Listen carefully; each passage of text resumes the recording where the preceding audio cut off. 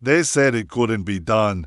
They said no one escapes Alcatraz. Surrounded by freezing waters, patrolled by armed guards, built to cage America's most dangerous criminals, yet on one night in 1962, 3 men vanished. No alarms, no bodies, no answers. Alcatraz Federal Penitentiary sits on a rocky island in the middle of San Francisco Bay. Originally a military prison, it was transformed in 1934 into the most secure prison in the world during America's war on crime. This was not a normal prison. This was a last stop. Inmates included Al Capone, George Machine Gun Kelly, Robert Stroud, the Birdman of Alcatraz. Security was brutal, ice-cold water averaging 50 F10C. Strong tidal currents capable of pulling swimmers out to sea. Steel bars reinforced with concrete, guard towers with loaded rifles, 12 inmate counts per day. An IQ estimated well above average, a history of prison escapes. A man who never stopped studying his surroundings. Soon after came John and Clarence Anglin brothers with a long criminal record and strong swimming skills. They knew each other from previous prison sentences. By chance or fate, they were placed in adjoining cells within months. They were planning something no one had ever succeeded at. Their opportunity came from a weakness no guard noticed.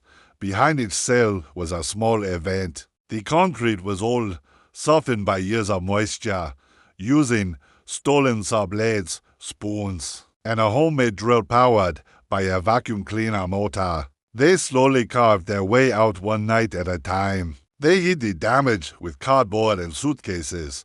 Behind the cells was an unguarded service corridor. Above it, a hidden workshop. There, they built the unthinkable, a 6 by 14-foot inflatable raft, life vests, wooden paddles, an air pump made from a musical instrument. More than 50 raincoats were stolen and stitched together. The seams were sealed using steam pipes.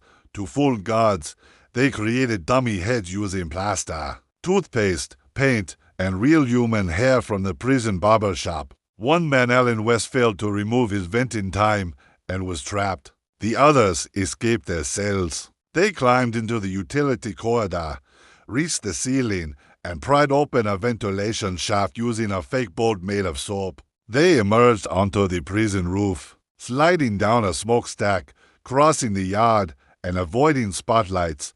They reached the water's edge. Under the cover of darkness, they inflated the raft and pushed off into San Francisco Bay.